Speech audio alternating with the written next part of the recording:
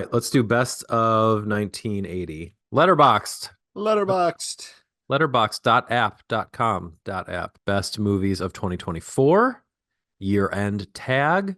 Sort by name and scroll to 1980, where I have a top five. I have a top seven, but I have a top five. What movies did we review for 1980? Popeye and Blues Brothers. So those were bad. So that's why, well, you like Blues Brothers, so I don't want to be a jerk.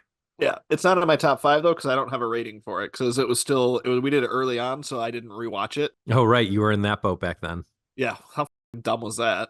Right. So, and then also it was early enough that we didn't do a top five period. So let's do one Right. now.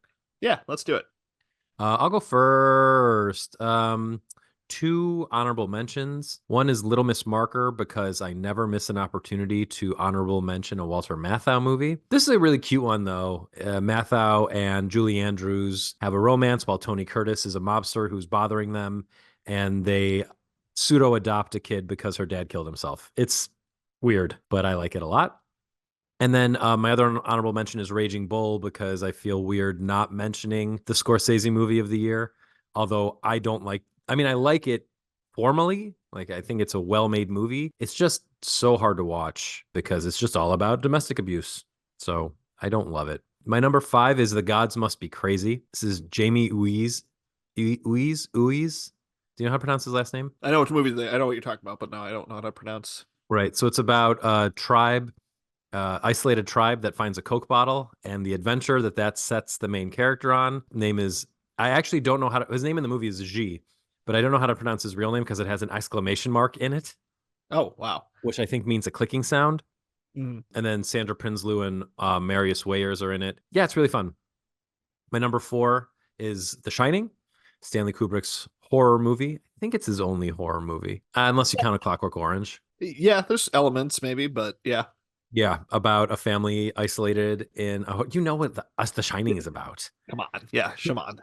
Speaking of which, my number three is The Empire Strikes Back, the best of the original Star Wars trilogy, one of the best sci-fi movies of all time. I'm not even that big on Star Wars, and I think this is one of the best sci-fi movies of all time. This was the one that Irvin Kershner directed, which might play into why it's the best of the original trilogy. My number two is Hopscotch. Speaking of Walter Matthau, this is one of Walter Matthau's best movies, either his best or his second best. He plays an aging spy who's being relegated to desk work, so he decides to throw the American intelligence apparatus under the bus along with the KGB, and then every intelligence operation in the world is after him. It's really fun. We talked about it at length on the Random Acts of Cinema podcast and on the Walter Matthau retrospective podcast. And my number one is David Lynch's The Elephant Man. This was his second movie, I believe, Yeah, after after Eraserhead. after Eraserhead, which is also good, but this is way better. This is a very traditional film by David Lynch standards. The narrative is totally straightforward, but it features amazing performances from John Hurt and the real John Hurt, not John Huston, Actual John John Hurt, Hurt, yes. and Anthony Hopkins about the eponymous Elephant Man, his life, his struggles.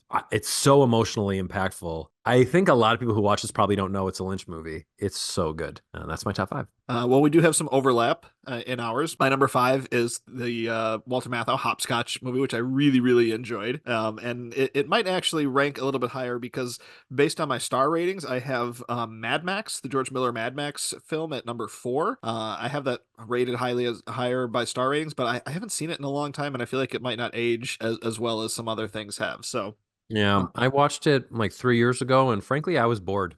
yeah, and I haven't seen it in much even longer than that, and I haven't gone back to watch them because I don't have a strong desire to watch Mel Gibson things. Yeah. As much as I love George Miller and all the things that he does, Mel Gibson is still a Yeah, tough sell for me. it's icky. There are some amazing chase scenes in it, but I don't know, it's a little, and some of the stunts are out of this world, but it's old. It feels old.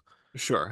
At any rate, I would still feel comfortable having it like as my five and Hopscotch as my four. So either way, those would be my five and four. Then my number three through one is going to sound familiar because my number three is Kubrick's The Shining. Yes, I love The Shining. Like, don't most of us. And then number two is The Empire Strikes Back. Again, like you said, one of the best second movies, one of the best sci-fi movies, one of the best Star Wars movies, if not still the best Star Wars movie, right up there. And then Yeah, number it's one, definitely the second best Star Wars movie. what's your favorite Star Wars movie? Last Jedi.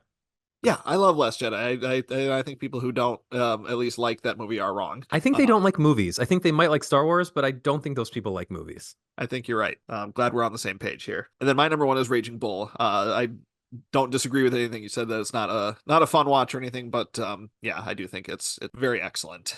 1980, short and sweet. Yes.